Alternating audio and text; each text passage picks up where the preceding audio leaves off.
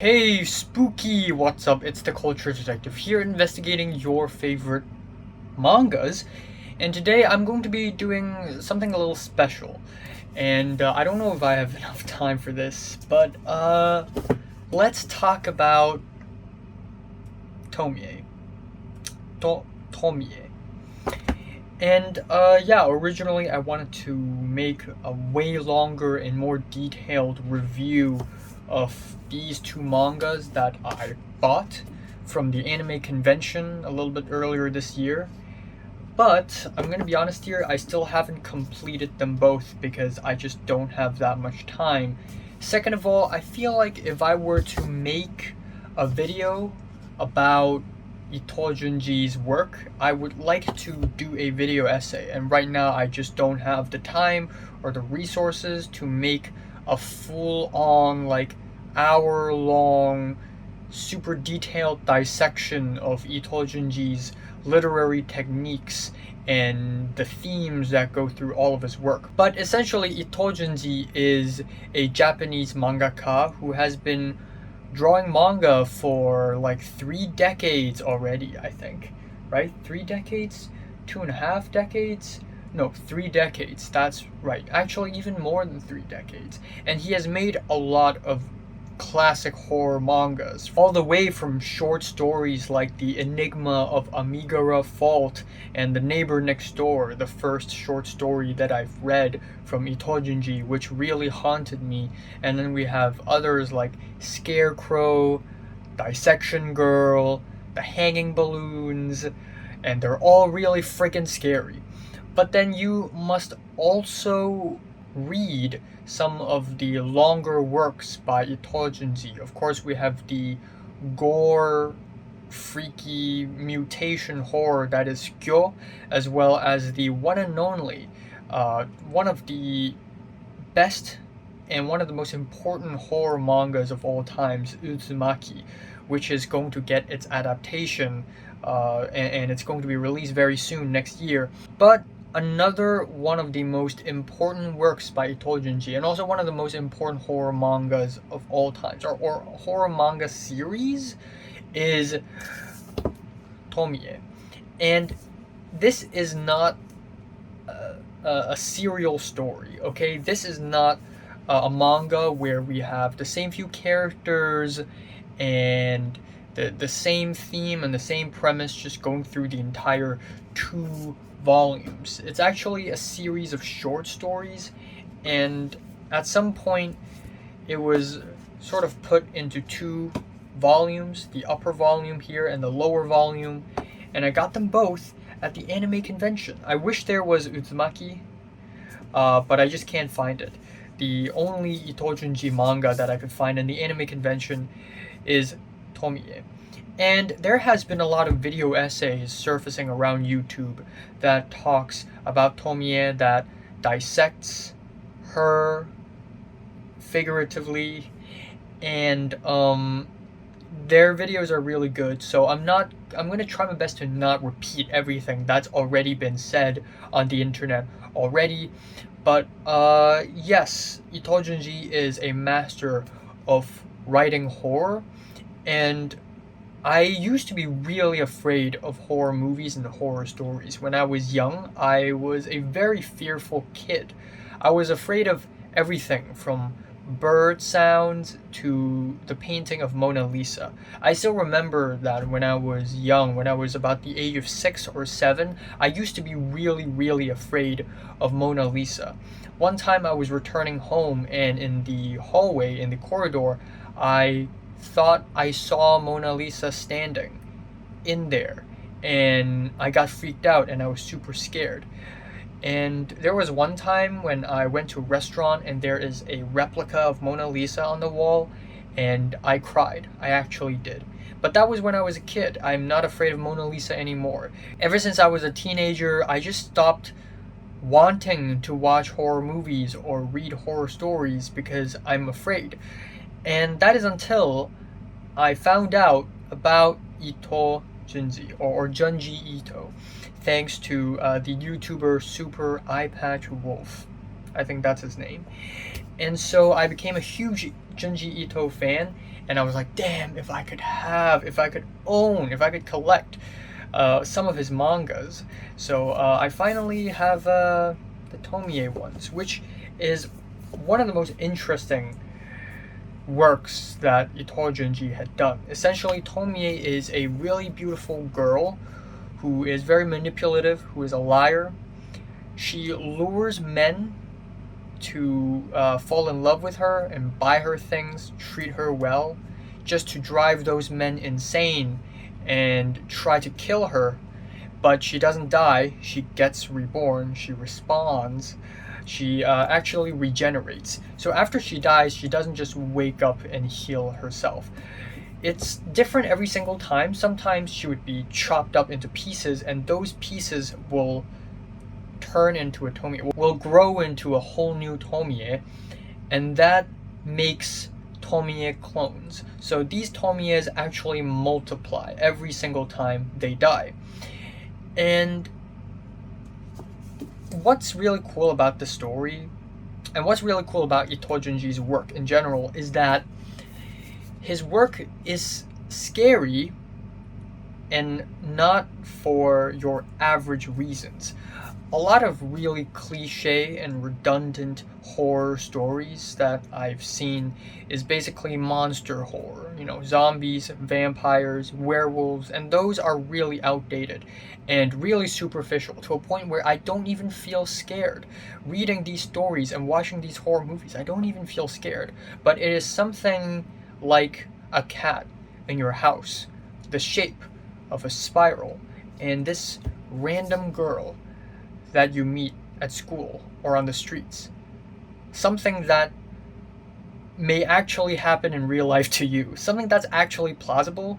That's scary. Now that's scary. And Ito Junji captures that really, really well. And what's special about this story is that even though the monster is Tomie, she is manipulative, she's a liar, and she makes men fall in love with her, and the men will do extreme things driven by lust, while the women do extreme things driven by jealousy. But the real horror of this story isn't Tomie, but rather the humans around Tomie. Because in every short story, Tomie kind of dies, or at least in most of them. And so the real villain of these stories, or not villain, but the real horror, are the humans. And it is stories like this that are kind of reflective of human nature. But yeah, I'm not gonna talk too much, and I'm not gonna show you too much about what's inside, because this stuff is copyrighted apparently, so I can't show you too much. But one thing you need to know is that throughout the manga, Tomie gets less human and humane. Gets less human and human. Less humane and humane. And the theory is that every time she dies, she loses a piece of her soul. So she becomes more and more of a hollow person. And one may say that some people are reading too much into these stories, because maybe Ito Junji just wanted to write some scary horror stories about how a girl who keeps dying, keeps regenerating, reflecting the horrors of the humanity. Maybe it's nothing that complicated, but there are still threads throughout the story that you should keep an eye on when reading it. The first thread is that Tomie is allergic to photos. You cannot take a photo of her with a camera. You can't, because if you do, you're going to expose her real appearance, and that is, he's a monster. And I think one of my favorite chapters here, as you can see in a very early chapter, we already have this photo problem where Tomie asks the main character of this short story to take a photo of her, and then a little bit later, the main girl will look at the photo and be like, whoa, what the hell? What is this thing behind her head? What the hell is that? And so we realize that camera photos expose the truth for some reason. And this thread sort of continues throughout the entire manga. As you can see, this is the moment where she realized that she cannot be taken photos. She looks at the photo and realizes that she's actually a monster. And this kind of reaches full effect in probably my favorite chapter, or at least one of my favorite chapters of the entire manga, and that is the mansion. And not only, okay, here we go. This is it. Also, this entire manga is in traditional Chinese because this is shipped from Taiwan. But this is probably my favorite chapter because this is the only moment in the entire series where Itogenji tries to explain something. And explaining something is bad. In good horror, don't explain anything. The more vague and the more ambiguous, the better. But Itogenji does it in a way that's really smart in this chapter, where he basically explains that Tomie is basically an experiment gone wrong. And minor spoiler alert, but later in the same chapter we realize that that's not actually the case. Another amazing thing about this chapter is one of my favorite manga panels of all times. This one, if this is like a film, if this is like a movie, like this would be a static shot. This would be a very long shot and a very wide shot, and then suddenly the door will open and a giant head will plop out, which is really cool. And then of course we have the very, very, very iconic Tomie monster. So what happened here is that the girl, the same girl in chapter 4 actually, he decided to immediately grab a camera and take a photo of the Tomie monster in the hopes that it would somehow scare Tomie. And then a little bit later, the main character woke up. For some reason, she blacked out, and she's outside of the house. She's outside of the creepy mansion now, and she looks at the photo, and it's revealed to be a lonely young girl. And that, I think, is one of the few moments in the entire story where Tomie's true colors, or her true original colors, are shown. Is that Tomie has always been the victim. Throughout the entire story, Tomie is the one who's being killed. Tomie is the one who's making the people around her kill each other, hurt herself. Tomie is the real victim.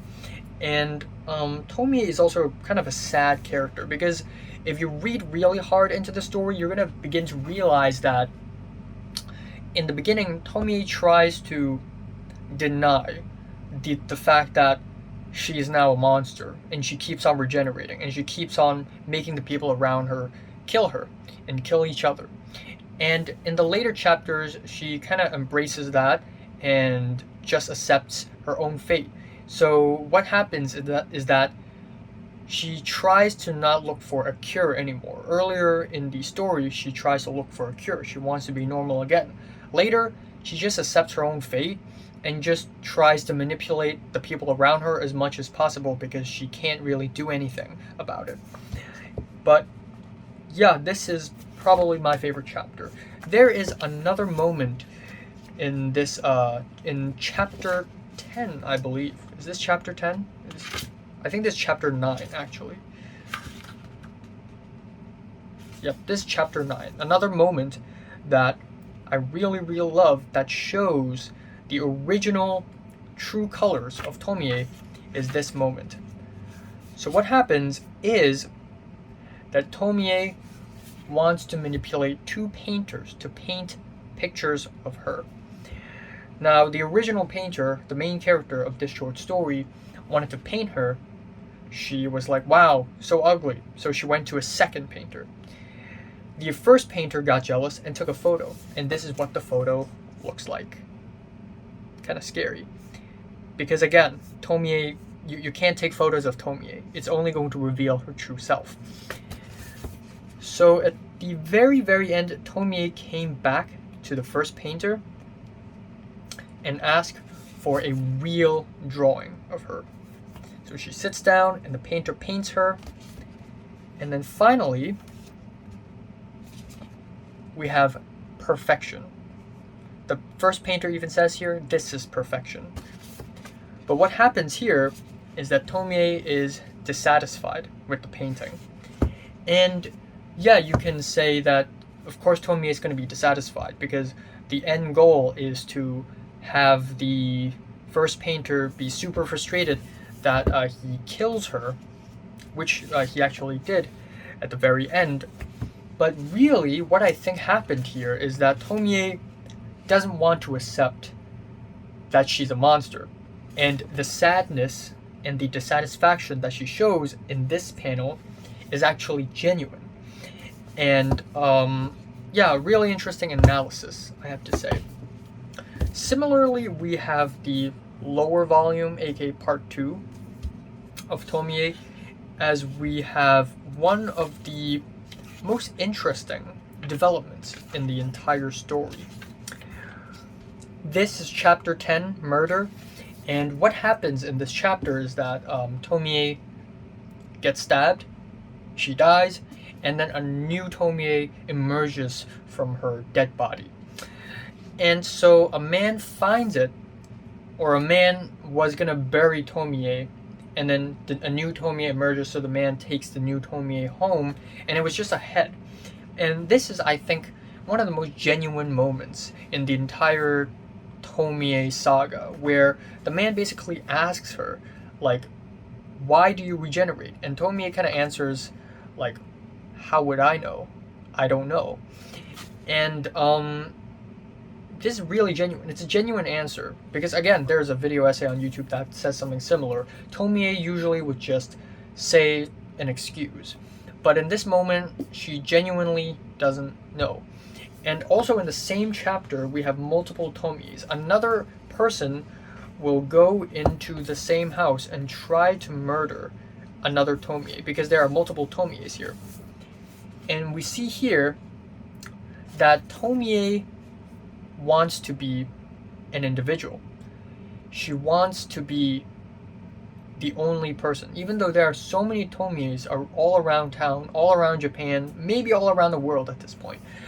But Tomie always wants to be herself. Every single Tomie will believe that she herself is the true Tomie.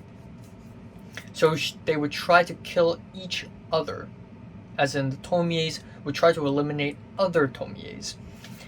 And yeah, a lot to think about, There's another one that I really like a little bit later in the story, in the manga, called Boy. Now, if I could find it.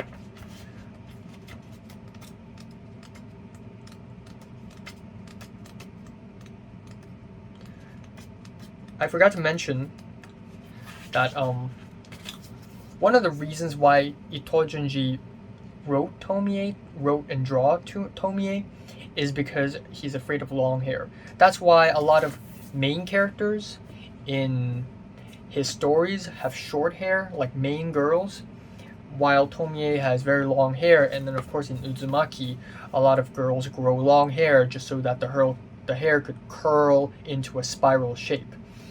But there is a chapter called Boy in this manga. There we go. Boy. Shonen. And this is also a really good chapter. And I think it's because Tomie kind of becomes completely inhuman at this point. There's no motive. Like, everything she does is heartless. Everything she does has no motive anymore. She is basically completely a hollow monster at this stage. And this chapter is scary, but also it is really sad, because this entire chapter feels like an inevitable doom. It is a very short chapter, but it's like once you see Tomie, she will forever haunt you until your entire life is ruined. And so this inevitable slow march to doom is just amazing. Also just great art. Oh my god. So Tomie started in 1986, and if you look at the first few chapters, the art style isn't so good, isn't so great. Even though, you know, if I were to draw this, my work would be 1,000 times uglier. So this is already pretty good. But Itojunji's style pretty much evolves, and near the end it becomes actually really beautiful. It actually becomes absolutely beautiful and horrifying as well. Like, the level of detail in these drawings are amazing. And yeah, I guess I'm just gonna leave it here. At some point in the future, I would like to make a very long video essay, pretty much analyzing Ito Junji's literary techniques and what makes his story so scary. And for other horror films as well, I would also love to, if I could find Uzumaki manga. Also, right now, there is actually an Ito Junji exhibition in Hong Kong, but the entrance fee is 180 Hong Kong dollars. There's no way in hell am I gonna afford that. I mean, I can't afford that, but it's just too expensive, so I'm not gonna go there. And instead, I'm just going to enjoy these mangas instead. So yeah, finally I'd like to say that please don't make a film version or even an anime version of this. One of the reasons why manga works so well for this type of story is that in manga, it's all black and white, it's all static, and you need to flip the page. And it's in black and white, so a lot of the imagery is up for imagination. And because it is up for imagination, it's so much more scary. Whereas in a movie or in an anime where motion and colors are filled, it just feels less scary already visually. Second of all, the page flip is a very important thing in the entire manga.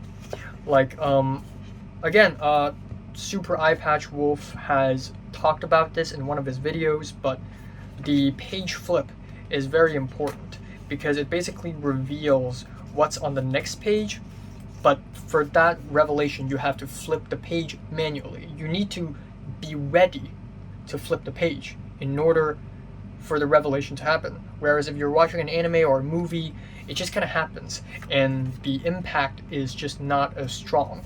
Also, I guess it's just that this story is too outlandish and too surreal to be able to be on a screen. So to adapt this into a movie or an anime is extremely difficult, and it may defeat the entire atmospheric purpose of the story of this manga. So you gotta respect the medium. So yeah, looking forward to Uzumaki anime. I don't know how will they pull it off, but if they do pull it off, I would be very, very impressed. And yeah, what are your favorite horror mangas? Comments below, let me know, and thanks for watching.